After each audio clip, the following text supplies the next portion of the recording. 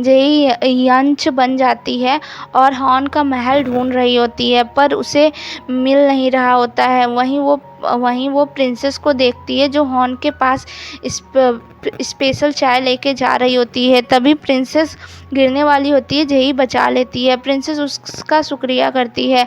जेही कहती है वो एक न्यू अंश है क्राउन प्रिंस का, पर उसे हॉर्न का महल नहीं मिल रहा है। प्रिंसेस उसे अपने साथ ले जाती है। हॉर्न के मेड एंड अंश जेही को देख के शॉक होते हैं, क्योंकि हॉर्न कोई भी न्यू मेड या अंश को नहीं रखता था।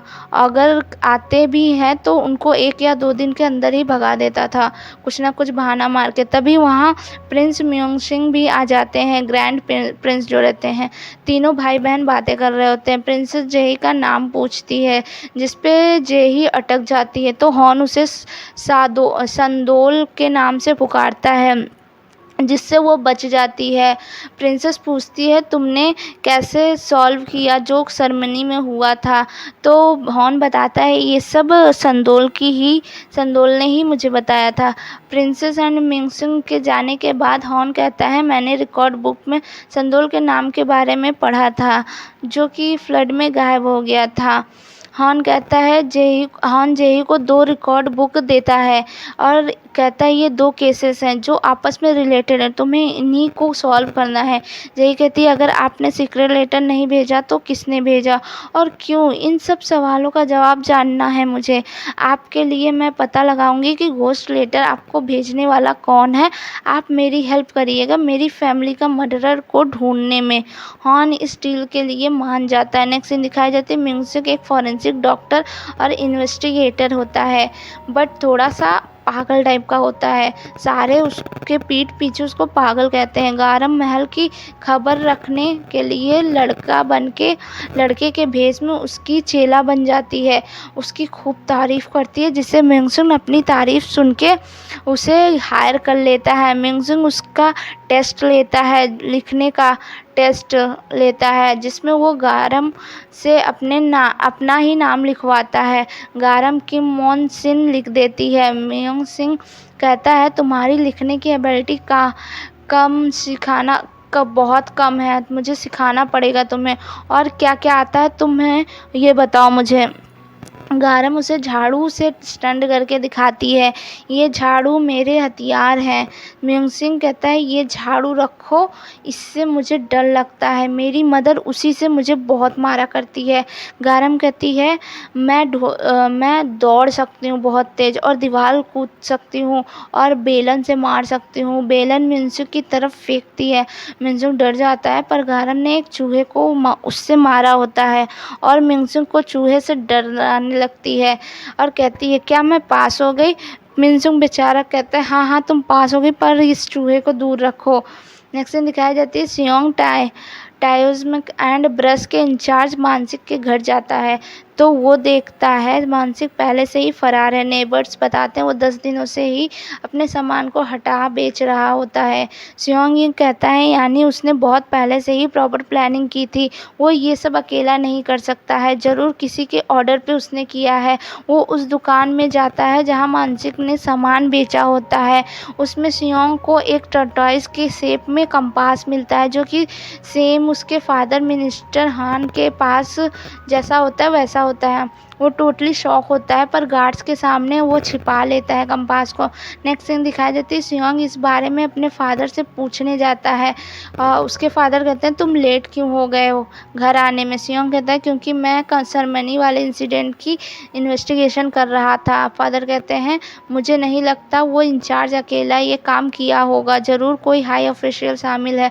अगर वो कुछ ऐसा करे हैं तो क्राउन प्रिंस के खिलाफ तो ज़रूर उनका कोई रीज़न होगा। जैसे अगर क्राउन प्रिंस सच में श्रापित हैं घोस्ट के द्वारा, जैसा रूमर्स फैला है, तो जिसने भी ये किया वो क्राउन प्रिंस को पालतू बनाना चाहता है अपना, वो क्राउन प्रिंस को डराना चाहता है।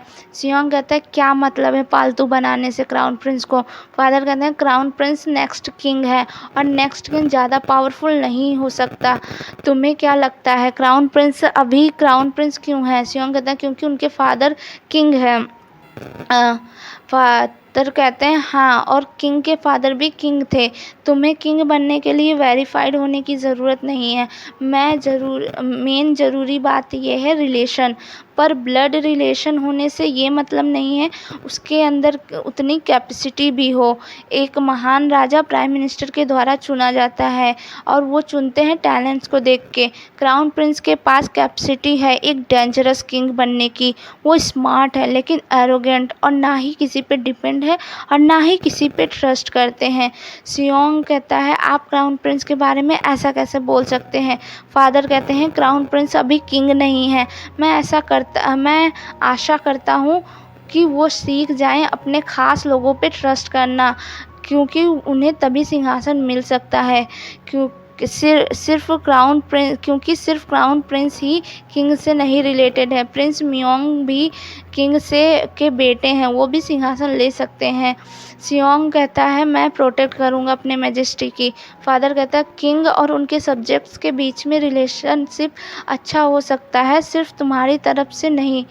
क्या तुम देख नहीं सकते क्राउन प्रिंस अपने बेस्ट फ्रेंड यानी तुम पे भी बिलीव नहीं किया करते। वो किसी पे बिलीव नहीं करते। सियोंग कंपास के बारे में नहीं पूछता यहाँ पे। नेक्स्ट सीन दिखाई जाती है जेई को हॉन अपने पूरे लाइब्रेरी में रहने को दे देता है। टैंग ही यहाँ एक सीक्रेट रूम कहता है यहाँ एक सीक्रेट रूम है, वहाँ तुम रहोगे। इसको क्राउन प्रिंस 1 साल पहले यूज किया करते थे, और जेई का कॉलर पकड़ के धमकाता है मेरी नज़र तुम पे ही रहेगी, मैजेस्टी को नुकसान पहुँचाने की कोशिश भी ना करना। यहाँ इन दोनों के बीच में टक्कर हो जाती है। टैंग के जाने के बाद जेई खाना देख के खुश हो जाती है। वो कहती है मैजेस्टी को पता था मैंने कुछ नहीं खाया सुबह से, इसीलिए उन्होंने खाना भी रखवा दिया। मैजेस्टी आइस से भी ज़्यादा कोल्ड हार्टेड है। मुझे पता है ये केस सॉल्व करने के बाद भी वो मुझ पे ट्रस्ट नहीं करेंगे, क्योंकि वो किसी पे ट्रस्ट नहीं करते। पर मैजेस्टी 1 साल से यहाँ अकेले रह के अपने इंजर्ड हाथ से लिखने, तीर चलाने और खूब प्रैक्टिस करने में टाइम बिताए, हज़ारों बार प्रैक्टिस किया है। वो अपनी वीकनेस किसी को नहीं दिखाया है, खुद की रिस्पॉन्सिबिलिटी ली। नेक्स्ट सीन दिखाई जाती है एक कोर्ट लेडी, उसका चेहरा हमें नहीं दिखाया जाता। वो एक पेज को एक मटके में डाल देती है। थोड़ी देर बाद दूसरी कोई कोर्ट लेडी आती है, उस पेज को निकाल लेती है जिसमें लिखा होता है क्राउन प्रिंस ने एक न्यू अंश को हायर किया है जिसका नाम संदोल है।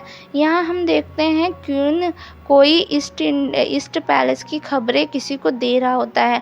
नेक्स्ट सीन दिखाई जाती है नेक्स्ट जेही को हॉर्न को तैयार करना होता है, पर उसको कुछ पता नहीं होता पहले क्या करते हैं, जिसमें हॉर्न उसकी इशारे करके मदद करता है। जेही कहती है ये संदोल कौन है। हॉर्न मिलिट्री रजिस्टर बुक में कहता है मैंने पढ़ा था संदोल के फादर पे टाइगर ने अटैक कर दिया था, जिसकी वजह से उनकी मौत हो गई थी। संदोल की उस वक्त एज 3 साल की थी। फिर 4 साल की उम्र में उसकी मदर की डेथ हो गई। उसके भाई बहन कोई नहीं। 22 साल की एज में वो अंश बना, पर पिछले साल जब फ्लड आया था तो उसमें गायब हो गया। जेही कहती है अफसोस, पर आपको सारा याद है, मेरे फादर ने बताया था आप जिस बुक को पढ़ लेते हैं वो आपको याद हो जाता है, आप पूरी बुक याद कर सकते हैं। हॉर्न कहता है उसे देखने लगता है अच्छे से। जेही कहती है ऐसे क्यों देख रहे हैं मैजेस्टी। हॉर्न कहता है मुझे बचपन की बात याद आ गई, जब हम लोग तुमसे बचपन में मिले थे।